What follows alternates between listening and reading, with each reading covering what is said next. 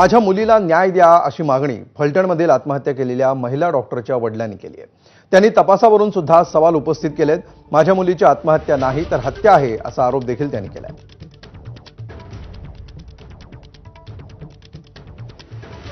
अरे बाबांनो, तुम्ही आमच्या लेकराला न्याय द्यायच्या अगोदर त्यांच्या चारित्र्यावर शितुडे का मारायला?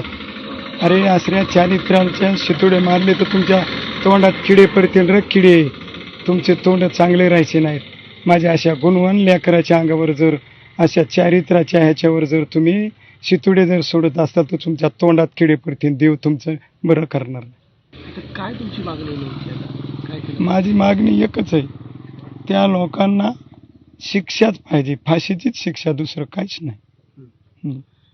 दिवाळीच्या अगोदर तुम्ही मुलीकडे गेला होता असं देखील सांगितलं? हो, जाऊन आलो। काय काय झालं?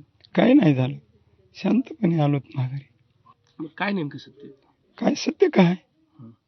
काय सत्य? आता ही हत्याच केली, हत्या केली त्यांनी।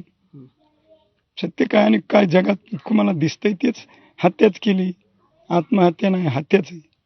आणि माझ्या मुलीला न्याय पाहिजे, या सगळ्यांनाच शिक्षा पाहिजे, फाशीची शिक्षा। आणि मला ते काही बाकीचं तर कळत नाही, ती CIT काय म्हणतात का ते, तस SIT तेच पाहिजे त्यांना, आणि त्याच्यात महिलाच पाहिजेत। आणि पुन्हा साताऱ्याकडलं एकही नाही पाहिजे, आणि आम्हाला कोर्ट बीडच पाहिजे। असे आरोप चारित्र्यावरती संशय आता सांगितलं मी, चारित्र्यावर शितुडे मारले यांचं तोंडात किडेच पडतील, मारू तरी नका। तुम्ही लक्षात घ्या, असल्या गुणवान लेकराच्या चारित्र्यावर जर शितुडे मारले तर तुमच्या तोंडात नक्कीच किडे पडतील। लेकराला कसं घडलं? तुम्ही शेतकरी होता, मात्र पोरगी आज डॉक्टर झाली, ते शब्दानं नाही सांगू शकत, शब्दानं नाही।